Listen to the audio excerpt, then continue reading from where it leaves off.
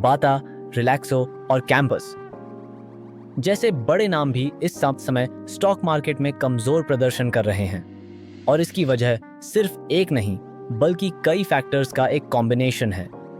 तीनों कंपनियों पर ब्रॉडली ये दबाव है। मांग, डिमांड कमजोर, खासकर मैस हाकिए वैल्यू सेगमेंट में। कंज्यूमर बहुत ज्यादा प्राइस सेंसिटिव हो गए हैं।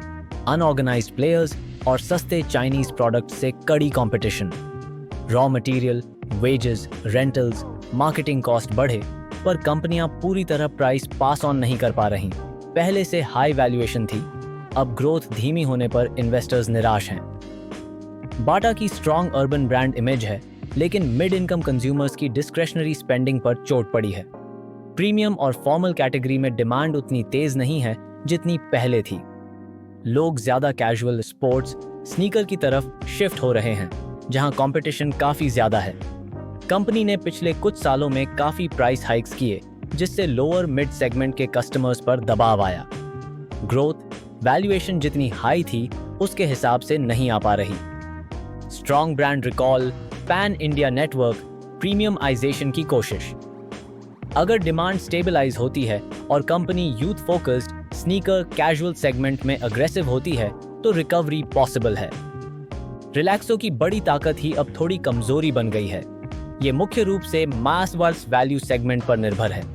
रूरल और लोअर इनकम कस्टमर्स पर इन्फ्लेशन का असर सबसे ज्यादा पड़ा। ये लोग पहले जैसी आसानी से चप्पल, सैंडल रिप्लेस नहीं कर रहे। अनऑर्गेनाइज्ड लोकल प्लेयर्स और सस्ते प्रोडक्ट्स की वजह से प्राइसिंग पावर कम हो गई। कंपनी ने पहले जो वैल्यूएशंस एंजॉय किए वो अब जस्टिफाई नहीं हो रहे। मार्जिन पर डबल प्रेशर है।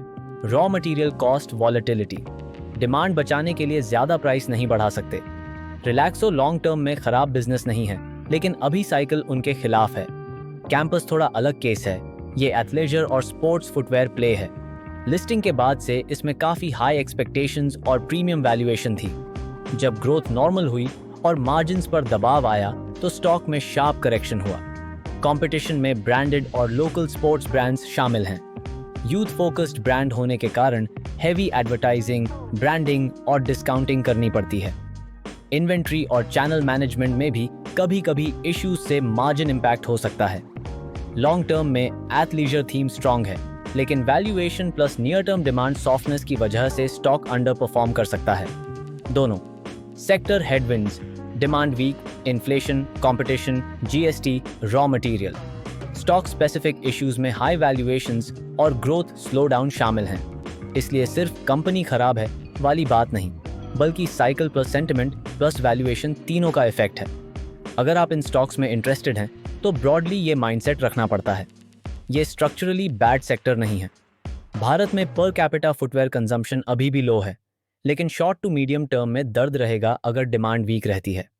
ये ज्यादा पेशेंस वाला कंजम्पशन प्ले है।